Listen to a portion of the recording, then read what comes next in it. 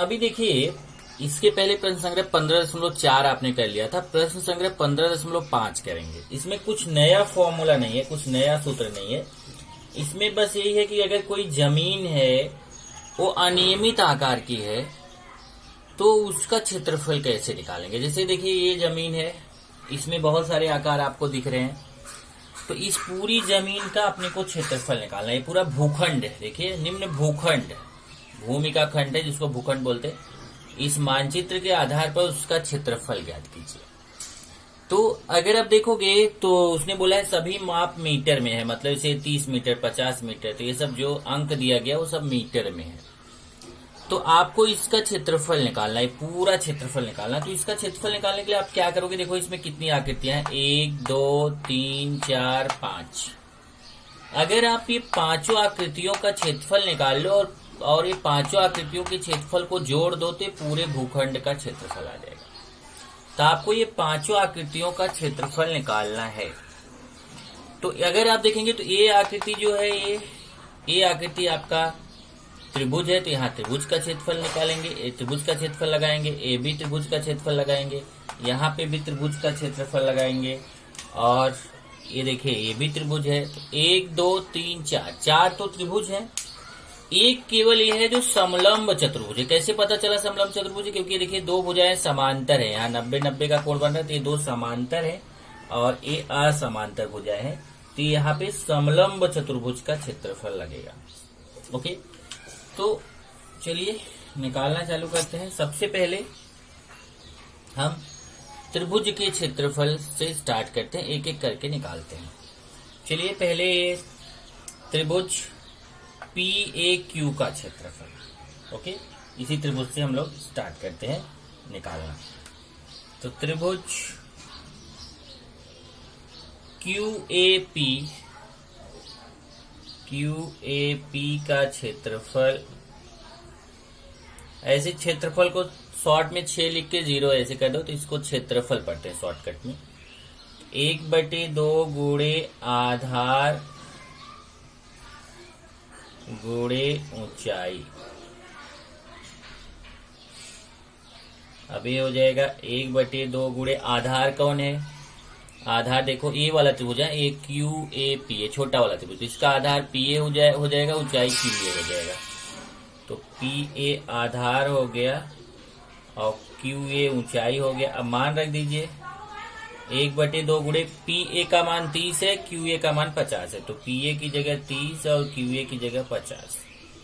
अब 2 से चाहे 30 को काट दीजिए चाहे 50 को काट दीजिए। मान लो मैं 2 से 30 को काटता हूं तो 2 से 30 में भाग दूंगा तो 15 आएगा गुणे 50।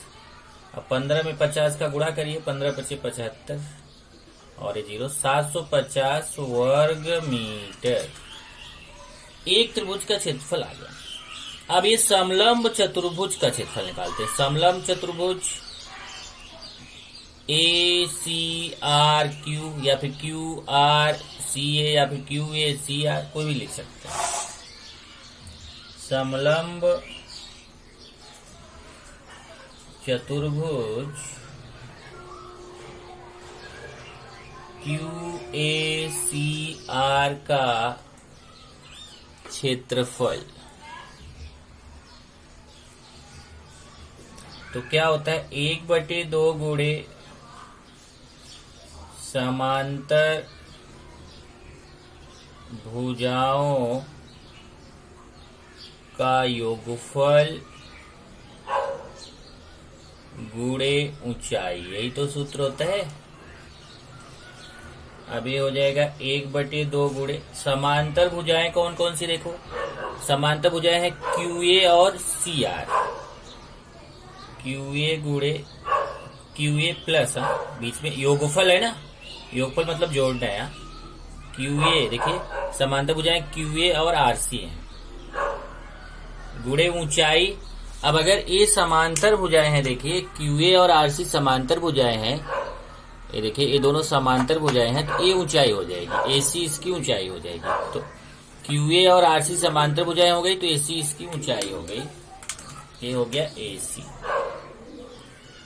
1/2 गुणे QA, QA का मान रखिए, QA का मान 50 है प्लस आरसी का मान रखिए, आरसी का 25 है, गुणे एसी का मान देखिए, एसी जो है ना वो A B plus B C से मिलके बना हुआ है। तो एसी की जगह हम लिख सकते हैं A B plus B C. देखिए ये पूरा एसी ए बी और बी सी जोड़ के बना हुआ है। तो 1/2 गुणे 50 में 25 जोड़िए 75 गुणे A B plus B C. ये देखिए ए बी में बी सी जोड़ेंगे, 30 में 30 जोड़ेंगे, 30 प्लस 30, ये हो जाएगा 1/2 गुणे 75 गुणे 60। 2 से 60 को काटेंगे तो 75 गुणे 75 तो 2 से कटेगा नहीं, तो 60 को काटेंगे, तो 2 से 60 को काटेंगे तो 30 आएगा, फिर गुणा कर लेंगे। 3 × 5 = 15, 3 × 7 = 21, 22 वर्ग मीटर। उसके बाद तब आएंगे ये फिर ये वाले त्रिभुज का क्षेत्रफल निकालेंगे। समकोण त्रिभुज आरसीएस, त्रिभुज आरसीएस का क्षेत्रफल, त्रिभुज आरसीएस का क्षेत्रफल बराबर 1/2 गुणे आधार गुणे ऊंचाई। अब 1/2 गुणे आधार कौन है देखिए, इसमें आधार सीएस है, ऊंचाई आरसी है। ये हो गया सीएस गुणे आरसी। 1/2 गुणे सीएस का मान 60 है, देख लीजिए सीएस का मान 60 है, आरसी का 25 है, तो सीएस का 60 रख दिया, आरसी है, आरएस नहीं आरसी, आरसी का मान 25। 2 से 60 को काट दीजिए, 2 से 60 को काटेंगे तो 30 आएगा, गुणे 25, 30 में 25 का गुणा करेंगे तो 750 वर्ग मीटर। अब आते हैं ये वाले त्रिभुज का क्षेत्रफल निकालते हैं, त्रिभुज एस बी टी, त्रिभुज एस बी टी का क्षेत्रफल फिर वही 1/2 गुणे आधार गुणे ऊंचाई, 1/2 गुणे आधार गुणे ऊंचाई। अब ये हो जाएगा 1/2 गुणे आधार, देखिए कौन है, आधार बीएस है, ये देखिए इस वाले त्रिभुज का एसबीटी का आधार बीएस हो जाएगा, ऊंचाई टीबी हो जाएगा। तो आधार हो गया बीएस, ऊंचाई हो गया टीबी। 1/2 गुणे, अब ये जो आधार बीएस है देखिए ध्यान से, ये आधार बीएस बीसी और सीएस से मिलके बना हुआ, बीसी प्लस सीएस हो जाएगा, और ऊंचाई बीटी 30 है, तो बीएस की जगह मैं लिख दूंगा बीसी प्लस सीएस, सीएस है, और टीबी का मान 30। अब 1/2 गुणे, अब यहाँ देखिए बीसी का मान रखूंगा, बीसी का मान कितना है, बीसी का मान 30 है, सीएस का 60 है, तो 30 + 60 हो जाएगा, 30 + 60 गुणे, अब यहाँ पे चाहे तो आप एक काम कर लो, थोड़ा आसान हो जाएगा। ये देखिए 2 से इस 30 को काट दो, 2 से 30 को काट दोगे और इसका मान रख दो। चलो एक स्टेप बढ़ा ही लेते हैं। बीसी का मान कितना है, 30 प्लस सीएस का 60 गुणे 30,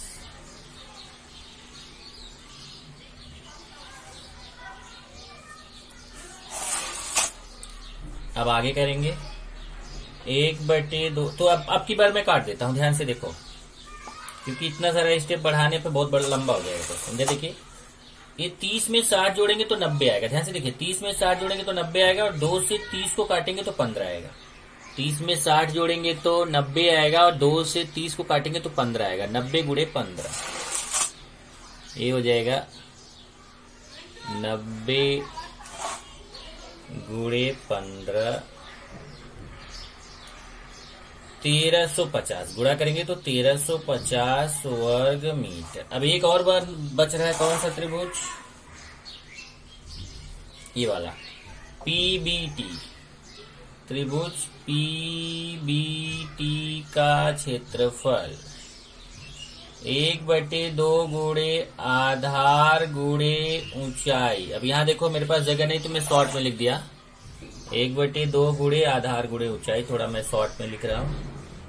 1/2 गुणे आ लिख दिया, आ मतलब आधार, और ऊ लिख दिया, ऊ मतलब ऊंचाई। 1/2 गुणे आधार, अब देखो इसका आधार कौन है, पीबी आधार है और टीबी ऊंचाई है। ये हो गया पीबी गुणे टीबी। अब यहाँ पे फिर वही प्रॉब्लम है, पीबी अगर आप देखेंगे तो पीबी जो है पीए प्लस एबी से मिलके बना हुआ है।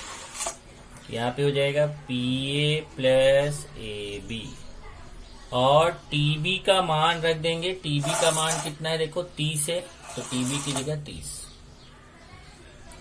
अब ये हो जाएगा 1/2 गुणे पीए का मान और पीबी का मान, पीए का भी 30 है और एबी का भी 30 है, तो 30 प्लस 30 गुणे 30। अब देखिए 30 और 30 जोड़ेंगे 60 होगा, और 2 से इस 30 को काट दीजिए 15, 15 छक्कर 90, 900 वर्ग मीटर। अब ये पूरा आ गया ना। अब आप लिखोगे इसलिए भूखंड का क्षेत्रफल।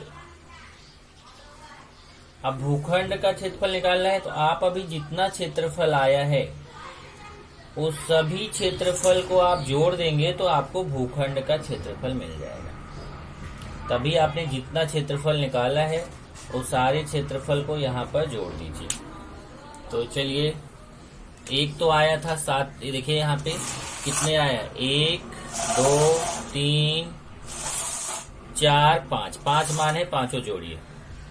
750 प्लस 2250। वैसे तो यहाँ एक स्टेप बढ़ाना चाहिए, ये देखिए ऐसे लिखना चाहिए,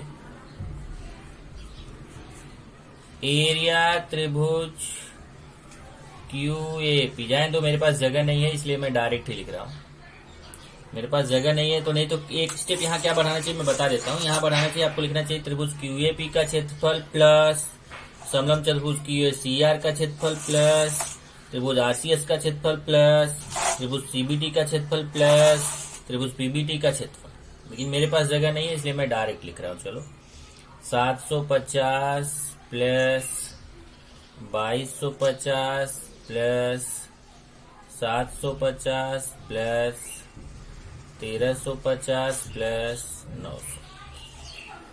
तो जितने हमने 5 क्षेत्रफल निकाले थे, 750, 2250, 750, 1350, 900, ये पूरा जोड़ देंगे।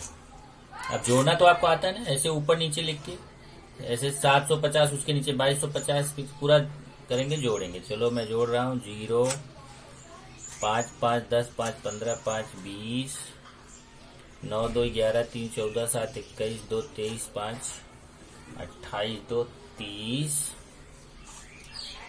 और 3 2 5 1 6 6000 वर्ग मीटर। ये उत्तर आ जाएगा।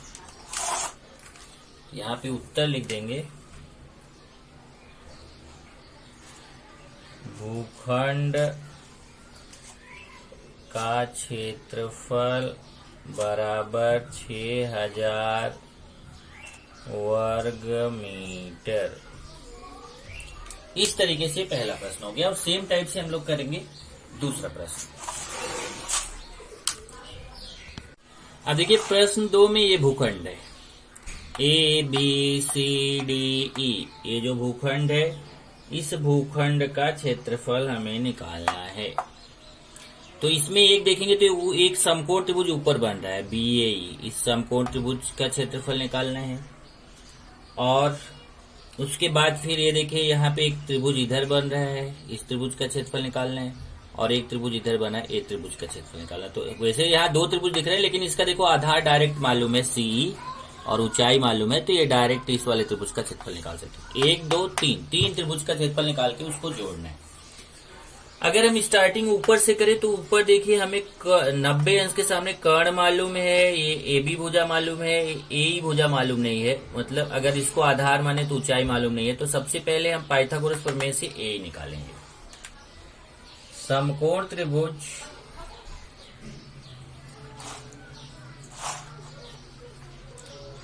समकोण त्रिभुज BAE में पाइथागोरस प्रमेय से। अब पाइथागोरस का प्रमेय क्या होता है? कर्ण का स्क्वायर बराबर पहली भुजा का स्क्वायर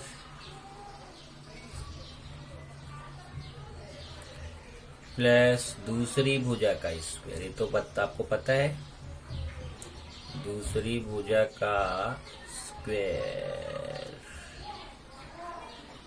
अब मान रख देते हैं, देखिए 90 अंश के सामने BE कर्ण है, तो BE स्क्वायर,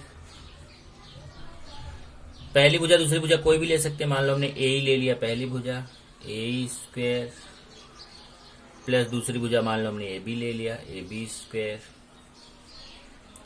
अब मान रखेंगे, चलिए BE का मान 30 है, AB का 24 है, तो BE का मान 30 रख दिया, AE का रख दिया 24 और AE का निकालना है, तो AE ऐसे ही रहेगा।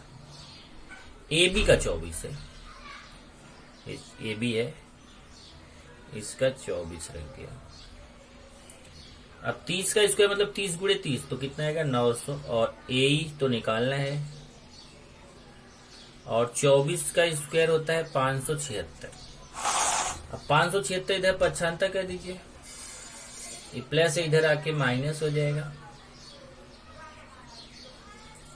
और फिर इधर AE स्क्वायर आ जाएगा। 900 में 576 माइनस कर दीजिए, ओके। 900 में 576 माइनस करेंगे तो आएगा 324। अब वर्गमूल ले लीजिए, AE बराबर 324, क्योंकि जब वर्गमूल लेंगे यहाँ पे आप लिख सकते हैं वर्गमूल लेने पर, तो 324 का वर्गमूल निकालेंगे। अब अगर आपने वर्ग याद किया तो आपको वर्गमूल पता चल जाएगा, आपको 1 से 20 तक वर्ग याद करने के लिए बोला गया था, तो 324 का वर्गमूल आएगा 18। कैसे आएगा? आप 18 में 18 का गुणा करके देखो 324 आएगा। ए तो आपको आ गया ए कितना आ गया 18 मीटर।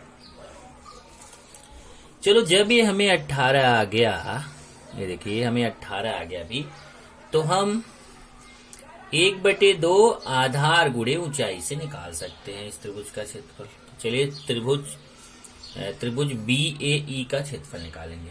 त्रिभुज BAE का क्षेत्रफल बराबर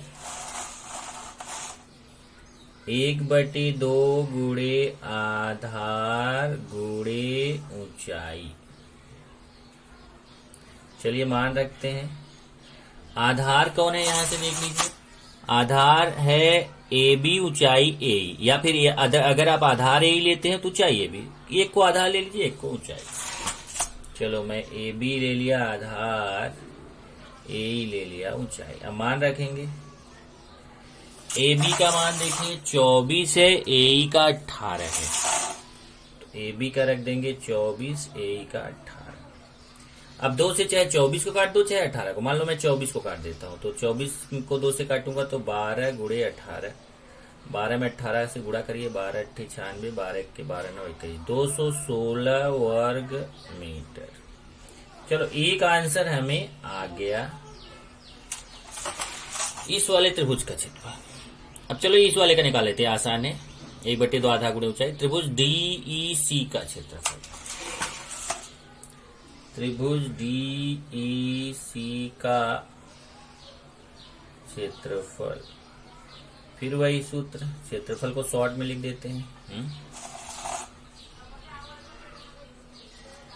क्षेत्रफल हो जाएगा 1/2 गुणे आधार गुणे ऊंचाई। चलिए मान रखिए 1/2। अब यहां से देखिए, इस त्रिभुज का आधार CE हो जाएगा, ऊंचाई DE हो जाएगा, और CE का मान 28 है, DE का 16 है। यहां हो जाएगा CE गुणे DE।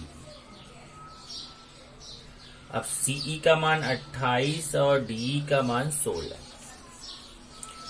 अब इसको काट दीजिए, चाहे आप 2 से 28 को काट दो, चाहे 16 को। मान लो मैं 16 को काट देता हूं, तो 28 गुणे 2 से 16 को काटूंगा, 2 8 16, फिर इसका गुणा करूंगा, 8 28 64, 8 दूना 16 6 22, 224 वर्ग मीटर।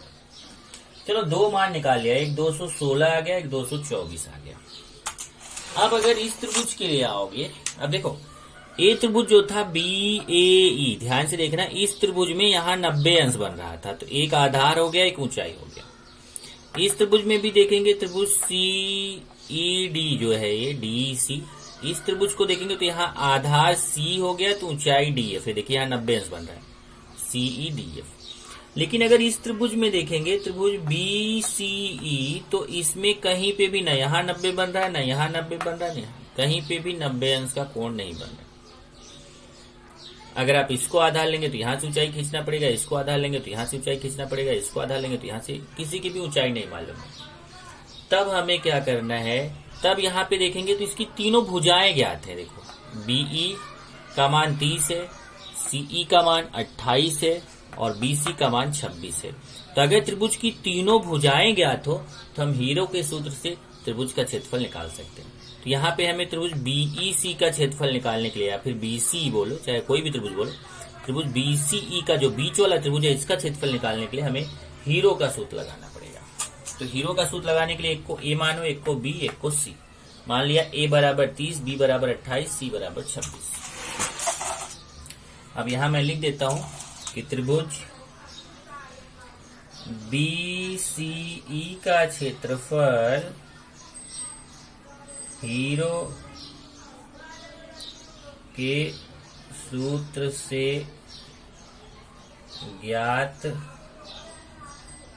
करेंगे। तो माना, अब एक भुजा को A मानेंगे, दूसरे को B, तीसरे को C मानेंगे। तो माना A बराबर 30, B बराबर 28, C बराबर 26। तब S निकाल लेंगे। S कैसे निकालेंगे?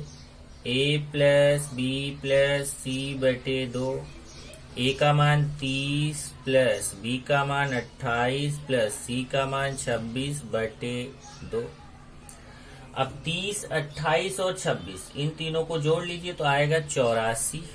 जोड़ लेंगे ना, ये 6 8 से 14, 2 1 3 2 5 3 8, 84 बटे 2। 84 में 2 का भाग देंगे तो आएगा 42। S का मान 42 आ गया। अब याद रखना S का मान कितना है? 42। तो मैं हीरो का सूत्र लगाने चल रहा हूं अभी।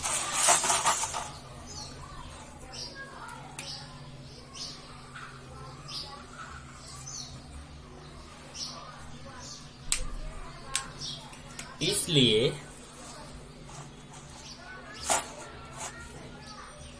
त्रिभुज BCE का क्षेत्रफल बराबर करणी में S minus A, S minus B, S minus C।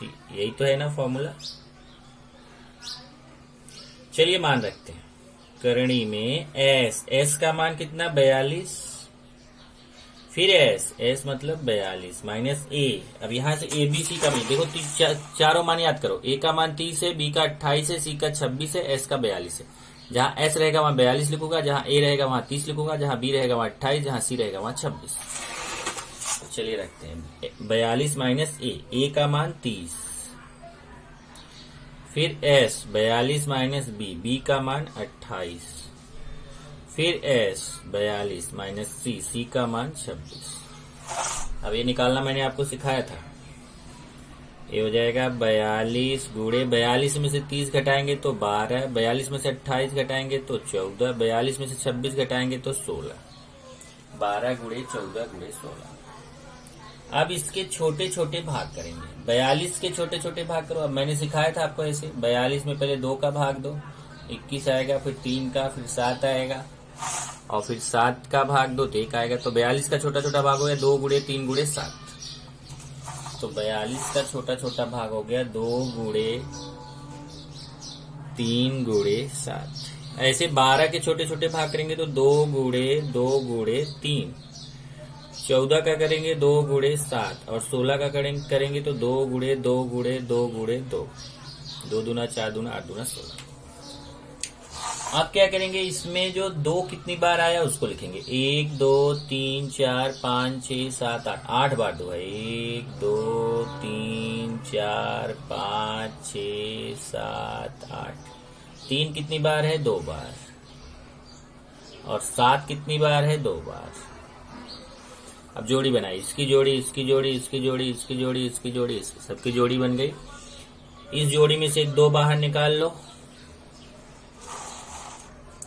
इस जोड़ी में से एक 2 बाहर निकाल लो। इस जोड़ी में से देखो, इसमें से एक 2 बाहर निकाला, इसमें से एक 2, इसमें से एक 2, इसमें से भी एक 2, इसमें से एक 3, इसमें से एक 7। अब गुणा कर लो, 2 दूना 4 दूना 8 दूना 16 3 48, 7 8 56, 7 चौक 28, 4 32। आया कितना, 3 नहीं, 1 मिनट फिर से गुणा देखते हैं।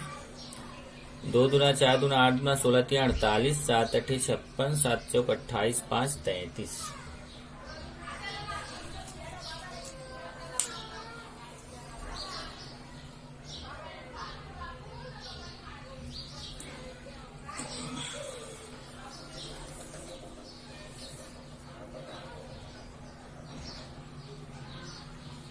आएगा कितना यहाँ पे,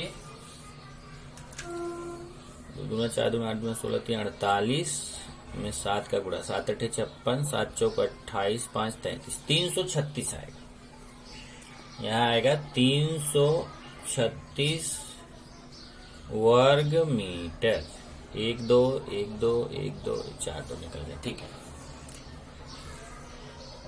3 कितनी बार था, 2 बार था। 7 कितनी बार था, 2 बार था, ठीक है। अब क्या करेंगे, अब हम भूखंड का क्षेत्रफल निकालेंगे। इसलिए भूखंड का क्षेत्रफल, अब भूखंड का क्षेत्रफल बराबर, अब वही लिखना चाहिए तो चलो अब की बार मैं लिख देता हूं। त्रिभुज BAE का क्षेत्रफल प्लस त्रिभुज DEC का क्षेत्रफल प्लस त्रिभुज BCE का क्षेत्रफल। ये देखो 3 त्रिभुज था, तीनों लिख दिया बराबर। अब देखिए त्रिभुज BAE का 216 है, DEC का 224 है, BCE का 336 है। इधर हो गया 216 प्लस 224 प्लस 336। चलिए इसको जोड़ते हैं जरा, 216 224 336। अच्छा 16 1 1 2 2 4 3 7 3 2 5 2 7। आया कितना, 7 7 6। यहाँ पे उत्तर आ जाएगा 7 7 6 वर्ग मीटर। इस तरीके से आपने भूखंड का क्षेत्रफल निकाल लिया प्रश्न संग्रह 15.5 से, और आपको भूखंड का क्षेत्रफल आ गया कितना, 776 वर्ग मीटर। तो इसको उत्तर लिख दीजिए, यहाँ मैं उत्तर लिख दूंगा। भूखंड का क्षेत्रफल बराबर 776 वर्ग मीटर।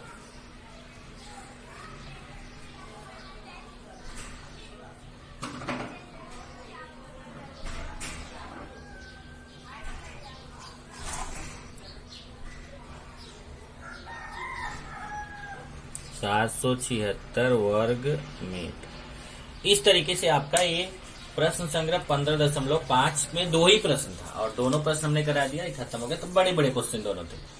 अब हम लोग का एक एक्सरसाइज और बच रहा है 15.6, जिसको हम अगले लेक्चर में करेंगे।